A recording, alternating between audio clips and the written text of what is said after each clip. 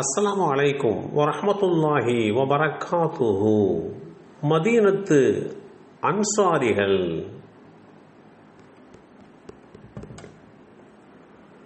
கைலானா இப்னு ஜரீர் அவர்கள் அறிவித்தார்கள், நான் அனஸ் ரலியல்லாஹு அன்ஹு அவர்களிடம், அவுஸ் மற்றும் ஹஸ்ரஜ் குலத்தாரான உங்களுக்கு அன்சார் உதவியாளர்கள் என்னும் பெயர் எப்படி வந்தது என்பதை பற்றி எனக்கு கூறுங்கள் என்று கேட்டேன்.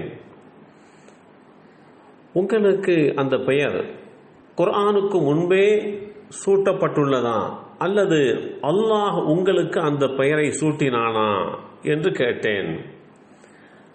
அதற்கு அனஸ் இப்னு மாலிக் ரலியல்லாஹு அன்ஹு அவர்கள், அல்லாஹுதான் எங்களுக்கு அன்சார் என்று வேதமறை குர்ஆன் அத்தியாயம் 9 சூரத்து தௌபா வசனம் 100 சூட்டினான். பஸ்ராவில் நாங்கள் அனஸ் ரலியல்லாஹு அன்ஹு அவர்களிடம் வந்து, அப்போது அவர்களிடத்திலே அன்சாரிகளுடைய சிறப்பையும் அவர்களுடைய தியாக நிகழ்ச்சிகளையும் எங்களுக்கு எடுத்துரைங்கள், எங்களுக்கு எடுத்துச் சொல்லுங்கள் என்று கேட்டு அதை நாங்கள் அறிந்து கொள்வோம். இந்த செய்தி ஸஹீஹ் புகாரியில் 3776 என்ற எண்ணிலே பதிவு செய்யப்பட்டிருக்கிறது. அல்லாஹுடைய தூதர் ஸல்லல்லாஹு அலைஹி வஸல்லம் அவர்கள் கூறினார்கள், அன்சாரிகள் ஒரு பள்ளத்தாக்கிலோ ஒரு கணவாயிலோ நடந்து சென்றால், அன்சாரிகள் நடந்து செல்லும் பள்ளத்தாக்கில், அந்த பள்ளத்தாக்கில் தான் நானும் நடந்து செல்வேன். என் வாழ்க்கையில் மக்காவில் பிறந்து அங்கே இருந்து மக்காவை துறந்து மதீனாவுக்கு வர வேண்டும் என்ற நிலை இல்லை என்று சொன்னால், என்ற அல்லாஹுடைய தீர்மானம் இல்லை என்று சொன்னால், நான் மதீனாவிலே அன்சாரிகளில் ஒருவனாக இருந்திருப்பேன் என்று குறிப்பிட்ட செய்தி ஸஹீஹ் புகாரியிலே 3779 என்ற எண்ணிலே பதிவு செய்யப்பட்டிருக்கிறது.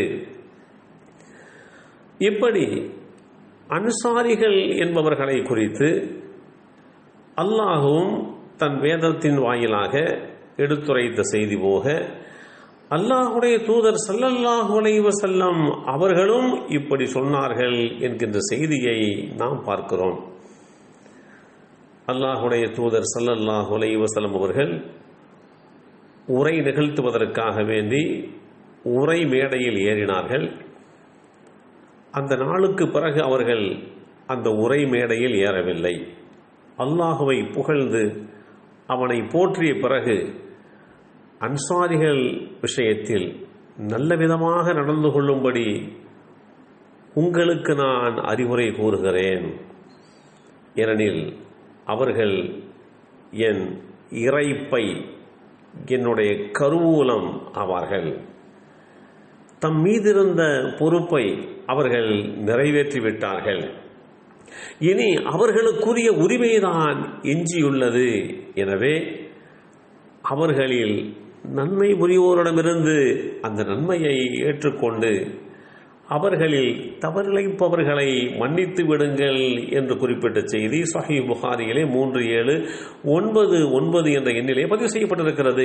இஸ்லாமிய வரலாற்றிலே அல்லாஹுடைய தூதர் ஸல்லல்லாஹு அலைஹி வஸல்லம் அவர்களுக்கும் மக்காவிலே இருந்து இடம்பெயர்ந்தார்களே அப்படிப்பட்ட முஹாஜிர்கள் அவர்களுக்கும் அடைக்கலம் கொடுத்து தங்களது உயிரையும் செல்வத்தையும் தியாகம் செய்த மதீனா நகரத்து பூர்வீக வாசிகள் தான் இந்த அன்சாரிகள். அன்சாரிகள் என்றால் தமிழில் உதவியாளர்கள் என்று அழைக்கப்படுகின்றனர்.